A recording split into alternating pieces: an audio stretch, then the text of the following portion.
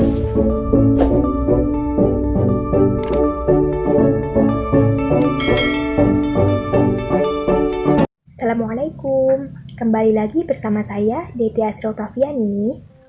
Nah, pada video kali ini kita akan sedikit belajar mengenai uji asumsi klasik pada analisis regresi linear berganda dengan program SPSS. Untuk referensi, kita masih menggunakan buku yang sama seperti video sebelumnya, yaitu buku yang ditulis oleh dosen saya, beliau Bapak Ari Eksandi. Pada video sebelumnya, kita sudah membahas mengenai uji validitas dan reliabilitas, yang hasilnya data yang kita gunakan valid dan reliable. Untuk video kali ini, kita akan belajar mengenai uji asumsi klasik pada analisis regresi linear berganda dengan program SPSS. Uji asumsi klasik adalah syarat-syarat yang harus dipenuhi pada model regresi linear agar model tersebut menjadi valid sebagai alat penduga. Untuk tahapannya, pada uji asumsi klasik ini, yang pertama ada uji normalitas, di mana uji normalitas ini dilakukan untuk mengetahui sebaran sebuah data. Yang kedua, ada uji heteroskedastisitas, dilakukan untuk melihat adakah ketidaksamaan varian dari residual untuk semua pengamatan pada model regresi linear. Yang ketiga, ada uji multikolinearitas. Uji multikolinearitas ini adalah sebuah situasi yang menunjukkan adanya korelasi atau hubungan kuat antara dua variabel bebas atau lebih dalam sebuah model regresi linear berganda. Yang keempat, ada uji autokorelasi, dilakukan ketika lama pengamatan penelitian yang dilakukan lebih dari satu waktu atau data time series. Yang kelima, ada uji linearitas yang digunakan untuk mengetahui apakah model penelitian mempunyai hubungan yang linear atau tidak. Untuk lebih jelasnya, kita akan langsung perhatikan pada software SPSS. Oke, ini aku udah buka program SPSS-nya. Yang pertama kita lakukan dalam uji asumsi klasik adalah membuat variabel penelitian. Pertama, kita klik variable view. Nah, di kolom name ini, kita tuliskan nama variabel yang kita teliti. Dari mulai variabel Y, X1, X2, X3, X4. Di kolom desimal ini, pastikan nilainya 0. Kita ganti 0 semua ya.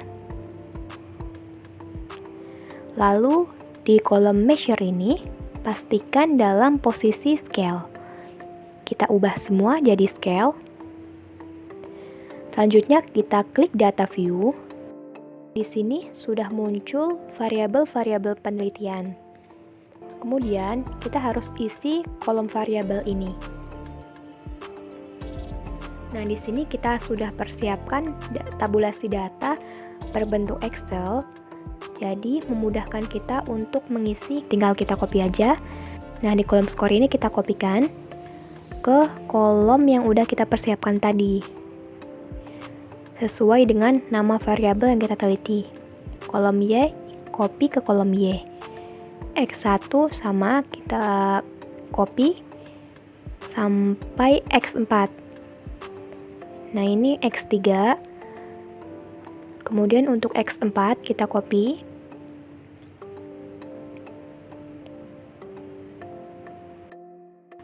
Di variabel ini kita sudah isi dengan sejumlah 100 responden.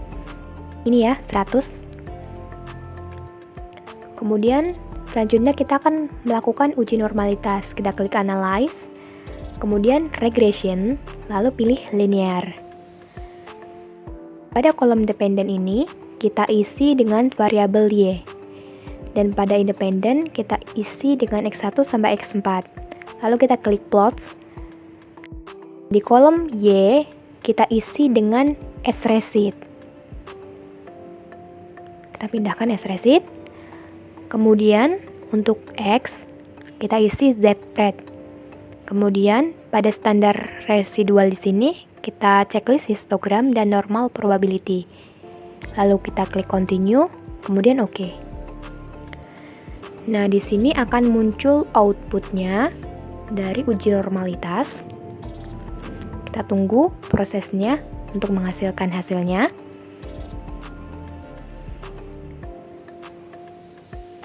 Selanjutnya kita bisa lihat pada tabel grafik histogramnya. Kita bisa lihat bahwa data berdistribusi normal. Bisa dilihat dari pola distribusi yang menyelenceng ke kanan. Nah, ini ke kanan ya, atau membentuk pola seperti lonceng. Ini kan bentuknya kayak seperti lonceng ya.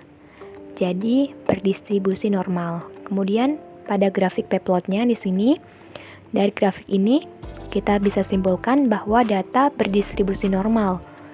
Bisa dilihat dari titik-titik yang ada di grafik ini mengikuti dan mendekati garis diagonal.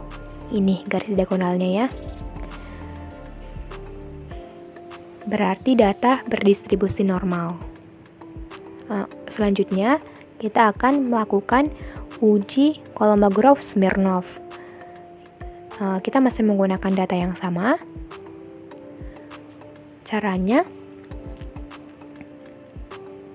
kita klik Analyze, kemudian Regression, lalu pilih Linear. Di kolom dependen ini masih variabel Y ya, dan independen masih variabel X juga. Lalu kita klik Scale.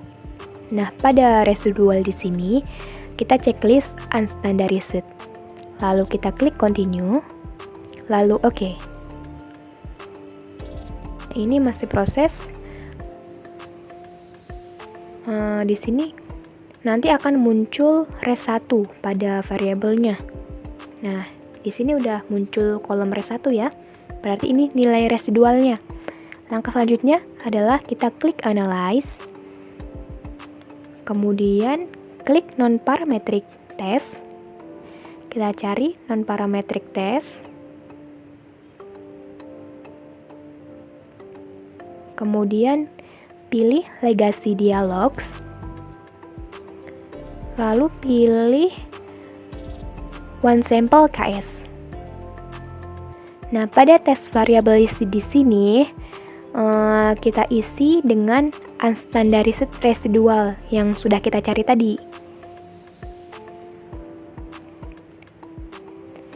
Lalu kita klik OK. Oh ya, di sini pada test distribution pastikan pada normal. Kemudian kita akan mendapatkan outputnya berupa tabel One Sample Kolmogorov-Smirnov Test. Pada tabel ini bisa kita lihat pada kolom asymsik. Nah, ini menunjukkan nilainya adalah 0,023. Maka kesimpulannya adalah data yang dibahas ini memiliki distribusi data yang tidak normal, karena jika nilai asymsik di atas 0,05, distribusi datanya dinyatakan memiliki asumsi normalitas. Sedangkan jika datanya ini di bawah 0,05, maka distribusi data dinyatakan tidak memenuhi asumsi normalitas. Sehingga pada data ini, distribusi datanya tidak normal karena nilainya di bawah 0,05. Selanjutnya, kita akan melakukan uji heteroskedastisitas, yaitu uji Glaser. Masih menggunakan data yang sama, kita klik Analyze, klik Regression, lalu klik Linear. Sama seperti tadi, pada kolom dependen, kita isi variabelnya independen dengan X1 sampai X4. Klik Save. Pada residual, kita masih checklist unstandarized-nya. Kemudian kita klik Continue, lalu OK. Nah, kita bisa lihat di data view-nya sudah muncul kolom res1. Ini adalah nilai residualnya ya. Selanjutnya, kita klik Transform, lalu klik Compute Variable. Pada target variable di sini, kita ketik res2.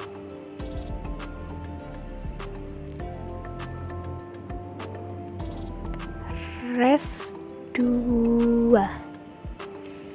Kemudian pada kolom numeric expression di sini kita ketikkan ABS underscore res kurung buka res underscore 1 kurung tutup, kemudian klik OK. Di sini akan muncul outputnya. Nah, di sini kita lihat pada data view-nya akan muncul variabel baru bernama res2. Kemudian kita klik Analyze, Regression, lalu pilih Linear. Di kolom dependent ini kita ganti jadi res2. Nah, ini kita keluarkan dulu, lalu kita ganti res2. Pada kolom independent masih sama, X1 sampai X4. Lalu kita klik OK. Kita tunggu outputnya. Di sini outputnya kita bisa lihat pada tabel koefisien. Ini dia. Kita bisa lihat di kolom koefisien ini, di kolom signifikansinya, nilainya lebih dari 0,05. Sehingga kesimpulannya bahwa data tidak terjadi masalah heteroskedastisitas.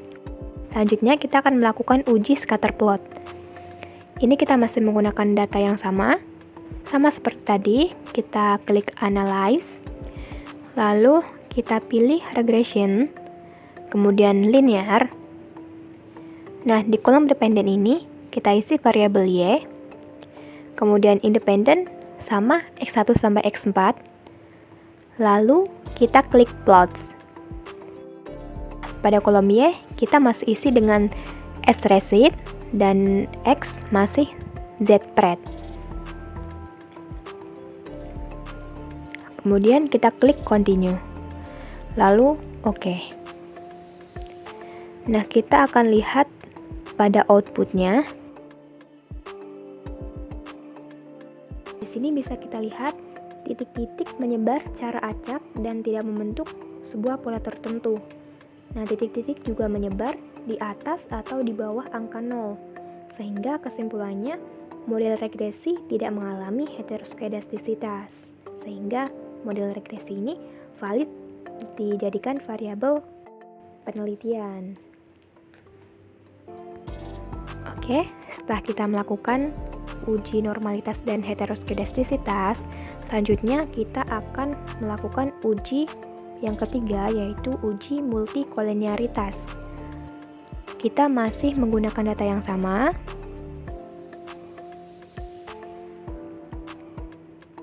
Kita klik Analyze, kemudian klik Regression, lalu klik Linear. Sama seperti tadi, di kolom dependent kita isi variabel Y, dan independent kita isi variabel X1 sampai X4. Lalu kita klik statistik. Nah, pada tabel linear regression di sini, kita checklist pastikan pada deskriptif dan collinearity diagnostic. Untuk yang lainnya kita abaikan. Kemudian kita klik continue, lalu OK. Di sini sudah muncul outputnya berupa correlation. Yang menjadi acuan adalah person correlation di sini.